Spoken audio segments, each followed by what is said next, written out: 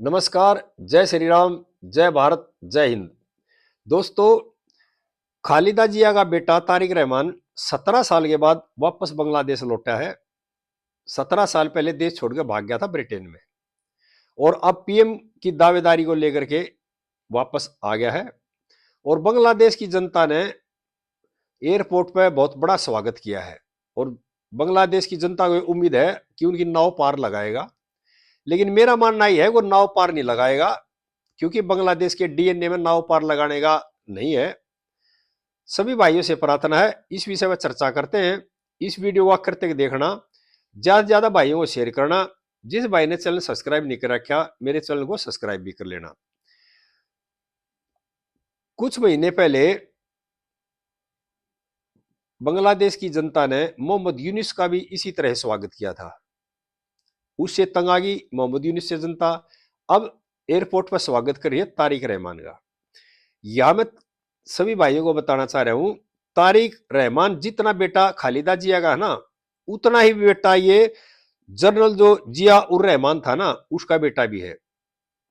तारिक रहमान के पिताजी बांग्लादेश के जनरल थे जिया उर रहमान, जिन्होंने 1970 के दशक में ये परंपरा चालू की थी कि चुनी हुई सरकार को सत्ता से हटाकर सत्ता पर कब्जा करना। और ये परंपरा जो निकाली थी ना, चुनी हुई सरकार को हटाकर खुद सत्ता हथियाना, ये परंपरा चलाई थी तारिक रहमान के पिताजी जनरल जियाउर रहमान ने। बाद में उनके साथ जो हुआ सारी दुनिया जानती है। और उसके बाद ये परंपरा होगी बांग्लादेश के अंदर। बांग्लादेश के डीएनए में ये है जो भी पार्टी सत्ता में आएगी, यानी जो भी आदमी सत्ता में आएगा, उसका पहला काम है जो विरोधी पार्टी है ना, जो किसी भी पार्टी का हो, विरोधी पार्टी है उनको साफ करना है। और कोई काम नहीं करते देश की उन्नति के लिए, सिर्फ उनका यही काम है जितने भी विरोधी दल है ना, उनको साफ करना, उनको रास्ते से हटाना है। ये इनके डीएनए में है बांग्लादेश के में। और चुनी हुई सरकार को हटा करके सत्ता में खुद काबिज होना है, इस तरह इनके डीएनए में है।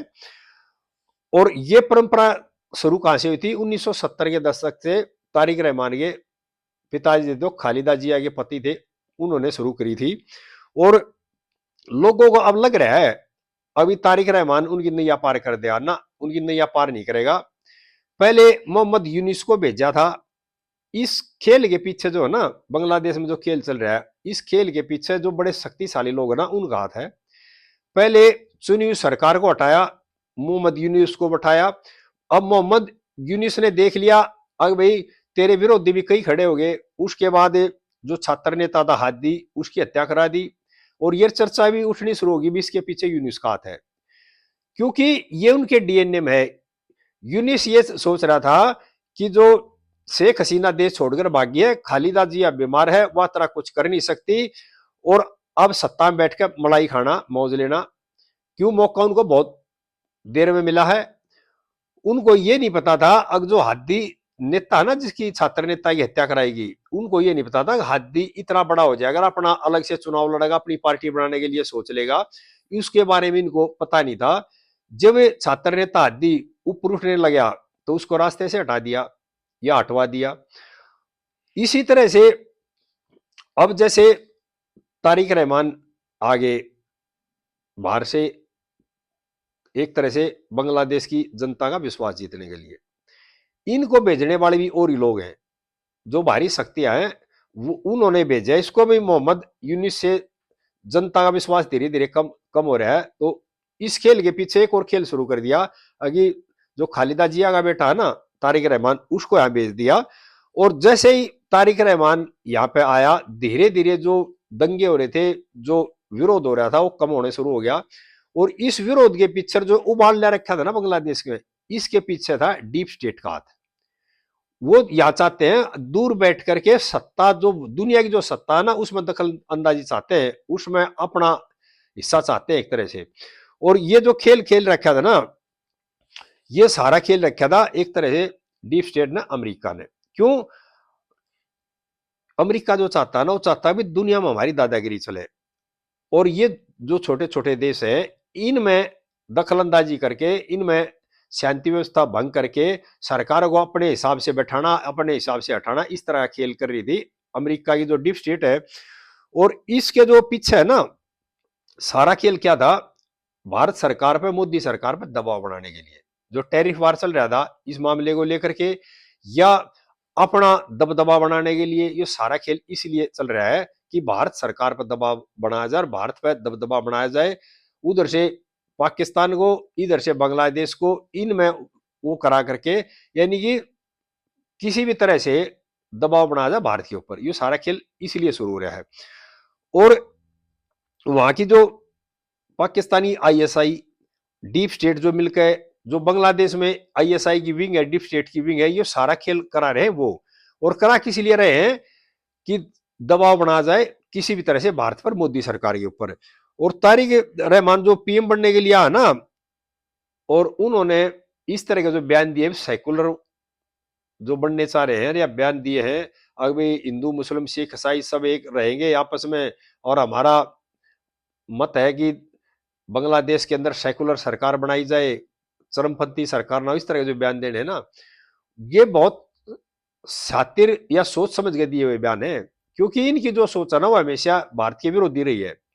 पहले भी जो भी इन्होंने बयान दिए तो हमेशा भारत विरोधी रही है, और भारत विरोधी ही रहा है ये। अब मजबूरी यह होगी कि भारत बिल्कुल पड़ोसी है, बांग्लादेश एक तरह से चारों तरफ से भारत की सीमाओं से घिरा हुआ है, और बहुत सी चीजों पर बांग्लादेश जो निर्भर करता है भारत के ऊपर। और इन्होंने प्रधानमंत्री कुर्सी लेनी है, इसलिए इसने ये बयान दिया, हम सेकुलर राष्ट्र बनाएंगे, हम भाईचारे से रहेंगे और आपस में मिलजुल कर रहेंगे। इस तरह का जो बयान दिया है, ये एक तरह से इनका के चालाकी भरा बयान है। पहले जो इनकी सोच थी ना, उन्होंने कभी भी इन्होंने भारत के प्रति हमदर्दी नहीं दिखाई, लेकिन अब ये मजबूरी होगी एक तरह से, या हो सकता है इनकी आकाओं का इशारा हो, अभी इस तरह का बयान देना है।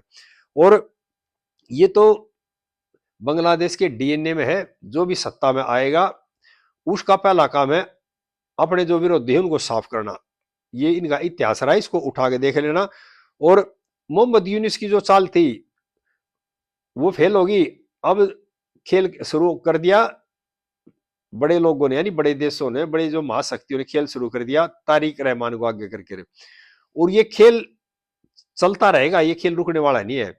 लेकिन हाँ, ये जरूर है, अमेरिका की गोद में बैठ के कोई भी देश पनपा नहीं है।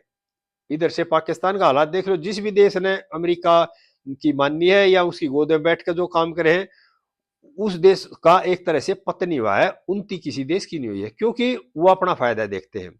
बांग्लादेश में जैसे मुनीर को लेके सिर पर बैठा रहे थे, अब क्या कर दिया, मुनीर से जो जो काम उन्होंने लेने थे ले लिए, जो मिनरल्स पे खरीदने थे, यानी जो भी अपना फायदा उठाना था उससे उठा लिया।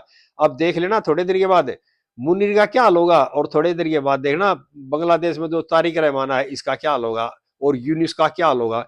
ये देखते रहना, क्योंकि जो बड़े देश है ना, जो ताकतवर देश है दुनिया में, वो लोग खेल खेलते हैं, यानी कि छोटे देशों के साथ में, और अपना दबदबा कायम करने के लिए।